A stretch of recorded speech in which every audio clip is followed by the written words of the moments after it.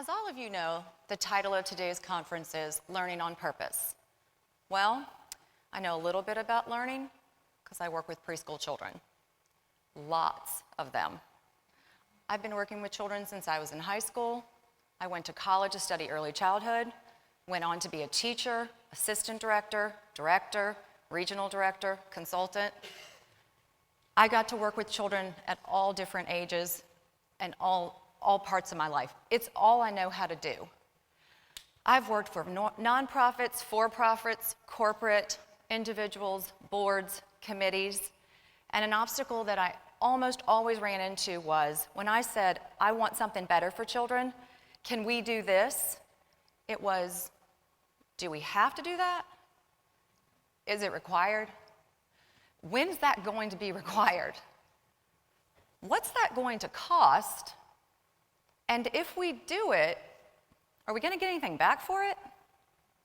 Well, today I own and operate my own private preschool, my very own school, my dream school. And my partner and I, we didn't fight for anything. We didn't say how much was it going to cost. We said, what's the best that we can do for the children? What can we do better?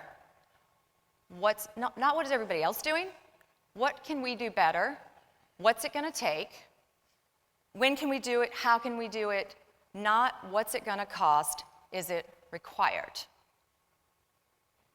We wanted the dream school for our children, and it wasn't easy, but we wanted to do whatever we could do for children. Let me tell you about something that should be easy. I noticed all of you had water bottles. Most of you had water bottles. During the day, you probably have a water bottle on your desk. Maybe drink water on the way to work. Certainly probably have water while you're exercising. Really easy. Well, let me tell you about how easy it is for preschool children to get water. Picture this. Classroom of 20 children, 2 teachers. Children have been running around, playing. They've maybe even played outside. First child comes up and says, I'm thirsty. Well, guess what? There's a whole bunch of sinks in the classroom, and due to regulations, you can't drink out of those sinks. You can't get a cup of water. So the teachers look at each other and say, we should probably go get some water. So the teachers look at each other and they say, let's line everybody up. Line 23-year-olds up. So everybody runs to the door. All 20 want to be the line leader. All 20 want to push their friends. I've 20 of them, I'm going to be first. I don't want water. I thought we were going outside. So easy. So they finally get what sort of looks like a line for 23-year-olds, and they pour out of the door to go to a water fountain that looks like this. Definitely wasn't designed for children. It's code required. And guess what? It's not anywhere near their classroom. It's across the hall, down the hall, past classrooms. You have 20 children who need to get to that water fountain, who stop to pick things up off the floor, push one more friend, still want to be first, stop to look in a couple other classrooms, see something interesting across the hall, so that they can get to this water fountain that wasn't designed for them, so that the first of 20 children can climb up on a plastic, unstable step stool to get a drink of water. So the teacher helps the first child up, child gets a sip of water, and 19 children say, hurry up, I'm thirsty. The teacher says, just a sip, just a sip. Your friends need water, just one sip. So waited all morning, and you get one sip of water. The teacher in the back, the line that's not a line, is saying, we've got to go back to the class. So about half of the 20 children get a sip of water, and the teachers have had it.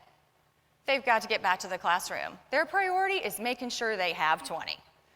So they get back to the classroom, they pour in the classroom, 20 children go different directions, and a child walks up and says, but I'm still thirsty.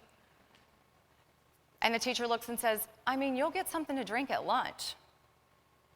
I mean, doesn't that sound so easy? I mean, doesn't that sound like something you'd want to do every day? Does it maybe sound like something you'd never want to do again? So this is how we do water at my school. We have a hydration station, fancy water cooler for children. We provide water bottles for our children. They're stored in their cubby. They're at their eye level. And they don't even ask an adult to help them. They walk over and hit a button and fill their water bottle. Sometimes they overfill their water bottle. Sometimes they get paper towels. But it's in front of them. It's at eye level. Even young children in a toddler room can point. They have no words yet, but they can point, and that teacher knows, I'm thirsty. None of you ask an adult if you can have a drink of water. I have many, many friends that say, how in the world would we be able to afford water coolers? You designed your building, you did it from scratch. Well, I say to them, isn't there another way? Couldn't you get a sports cooler and a sleeve of cups? Couldn't you get a pitcher of water and some Dixie cups and sit them on the counter in your classroom? There is another way.